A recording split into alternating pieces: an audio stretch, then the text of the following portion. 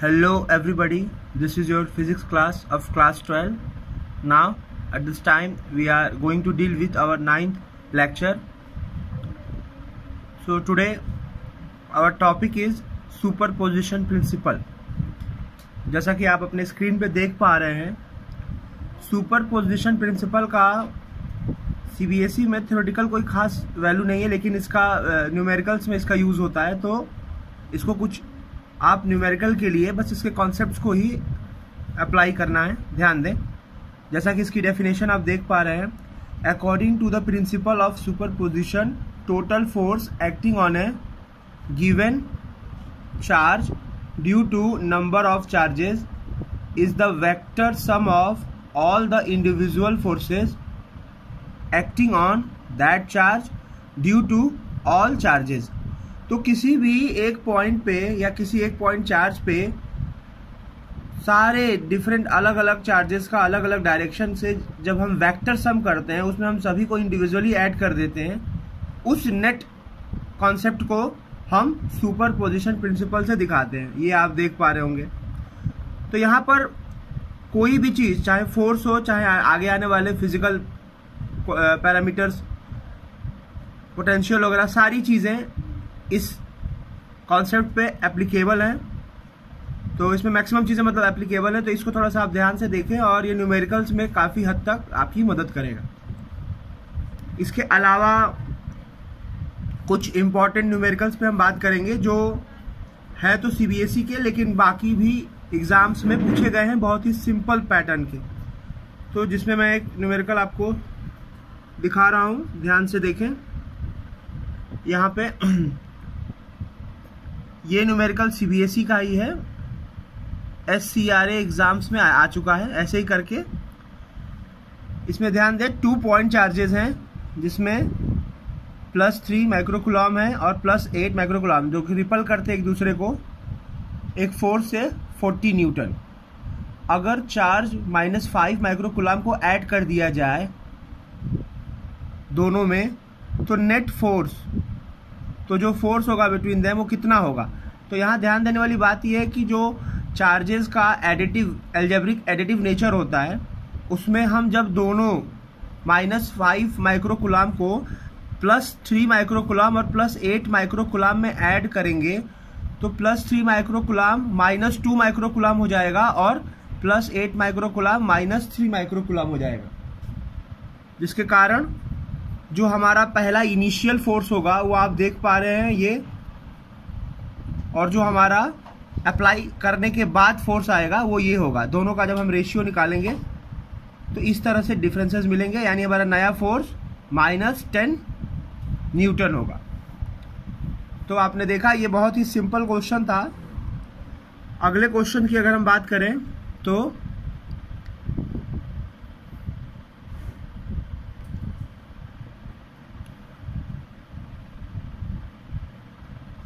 ये एग्जाम्पल 10, ये भी सीबीएसई का क्वेश्चन है, CPMT में पूछा जा चुका है।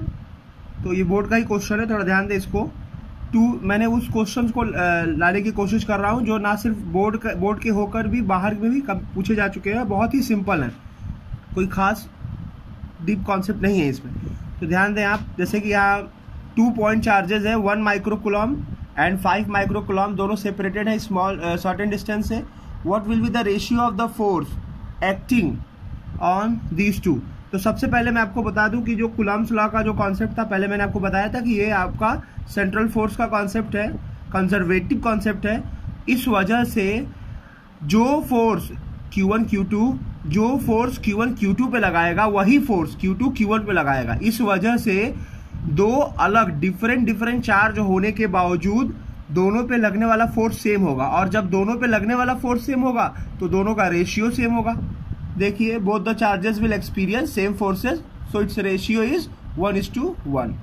तो ये जो कॉन्सेप्ट है कि दोनों फोर्स का, ये आपका सेंट्रल फोर्स होने के वजह से, और आप जानते हैं सेंट्रल फोर्स सिर्फ कंजर्वेटिव फोर्सेस के कॉन्सेप्ट होते हैं। तो जहां पर भी सेंट्रल फोर्स का कॉन्सेप्ट आएगा, कंजर्वेटिव फोर्स का कॉन्सेप्ट आएगा, वहां पर ये चीजें आपको देखने को मिलेंगी। वहीं अगर हम बात करें अगले कॉन्सेप्ट की, अगले न्यूमेरिकल की, तो एक न्यूमेरिकल है जिसमें 1 मिनट,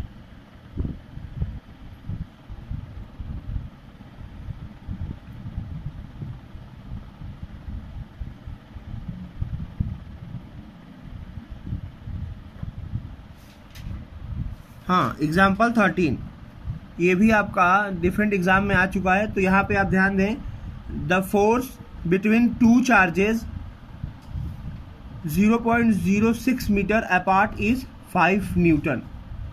दो चार्जेस के बीच में इतने मीटर का डिस्टेंस है, यानी आर इतना दिया हुआ है और 5 न्यूटन इनके बीच फोर्स लगता है। If each charge is removed towards the other by 0.01 metre, यानी 0.01 मीटर दोनों साइड से दोनों चार्जेस को पास लाया जाए।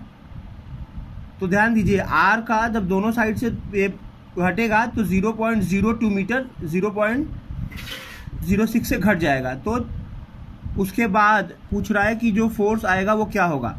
तो 0.06 से जब 0.02 घट जाएगा तो जो फाइनल सेपरेशन होगा वो 0.04 मीटर हो जाएगा। इस तरह से हमारे चार्जेस Q1 Q2 का जो मल्टीपल होगा, दोनों फोर्सेस इनिशियल और फाइनल फोर्स में सेम होंगे। तो वो कांस्टेंट टर्म की वजह से हम सिर्फ R पे बात करेंगे। तो F is directly proportional to 1/r² का फॉर्म यूज करके F1/F2 का जब रेशियो निकालेंगे तो सिर्फ इन डिस्टेंसेस के वजह से हमारा जो रेशियो आएगा वो 4/9 होगा। जो आगे सॉल्व करने पे हमारा F2 आएगा 11.25 न्यूटन। तो ये हमारा फोर्स होगा। इसी तरह से कुछ डिफरेंट अगर न्यूमेरिकल्स की और बात करें तो यहाँ ध्यान देने वाली बात है,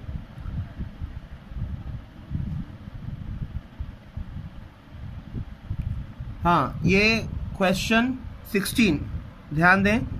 each charges Q are placed at the four corner A B C D of a square of length A।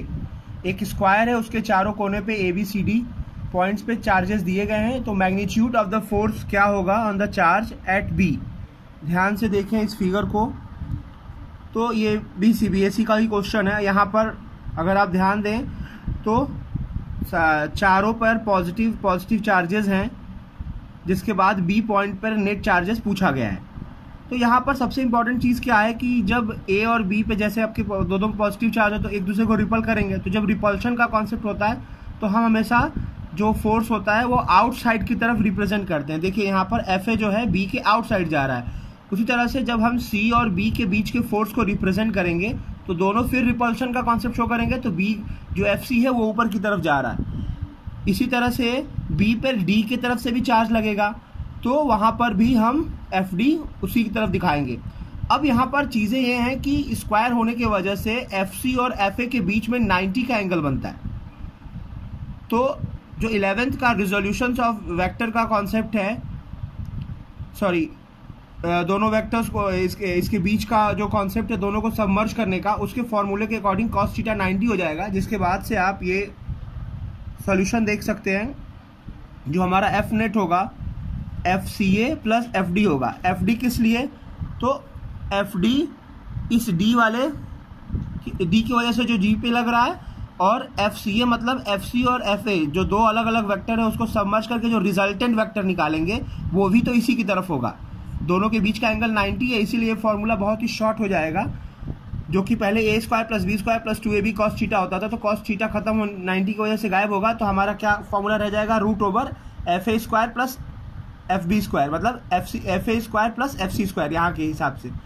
तो इन दोनों को जब ऐड करेंगे सिंपली तो इस तरह से हमें सॉल्यूशन मिलेगा। अब यहाँ पर नेट जब निकालेंगे तो ये आपका सॉल्यूशन आएगा।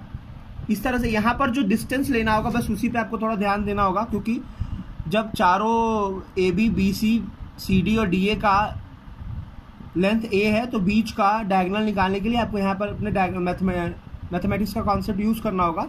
तो यही डायगोनल थोड़ा सा आपको निकालना होगा, बाकी पूरी चीज़ें सिंपल हैं, आप देख पा रहे होंगे। इसी तरह से एक और कॉन्सेप्ट न्यूमेरिकल है, इसको भी आप ध्यान दें।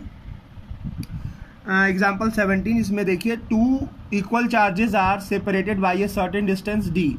दो अलग अलग चार्जेस हैं, उनको यहाँ पर आप देख पा रहे हो बी और सी पे रखे गए चार्जेस हैं, उनको डी डिस्टेंस पे सेपरेट किया गया है।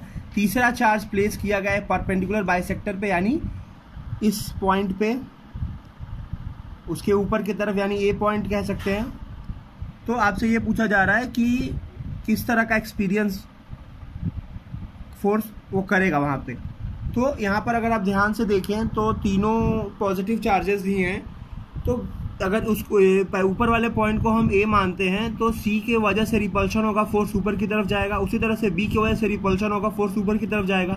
यहाँ पर जो एफ सी और एफ क्यू है वो सेम फोर्सेस है, क्योंकि चार्जेस का भी कॉन्सेप्ट सेम है और डिस्टेंस भी दोनों में सेम है। तो यहाँ पर जब रिजोल्यूट हो जाएंगे ये वेक्टर्स, तो एक आपका ऊपर की तरफ और एक इधर की तरफ, यानी ऊपर कॉस थीटा इधर साइन थीटा। इसी तरह इसका भी ऊपर कॉस थीटा और इधर साइन थीटा। तो साइन थीटा आपस में कैंसिल आउट हो जाएंगे। तो ऊपर आपको क्या मिलेगा, 2f कॉस थीटा। तो ये आप देख पा रहे हो नेट फोर्स आपको मिलेगा 2f कॉस थीटा। तो इसको फिर जब आप सॉल्व करोगे न्यूमेरिकल वैल्यू इस फिगर से लेके, तो आप अपने स्क्रीन पे देख पा रहे हो बहुत ही सिंपल, बिल्कुल पिछले वाले केस की तरह है। तो इस तरह के केसेस कभी ट्रायंगल में, कभी इक्विलेटरल मतलब इक्विलेटरल ट्रायंगल, स्क्वायर में, रेक्टेंगल में, इस तरह से आपको डिफरेंट फिगर्स में देखने को मिल सकते हैं। बहुत ही सिंपल पैटर्न है इसका। तो आप इस चीज़ को समझ पा रहे होगे, बहुत ही सिंपल है ये।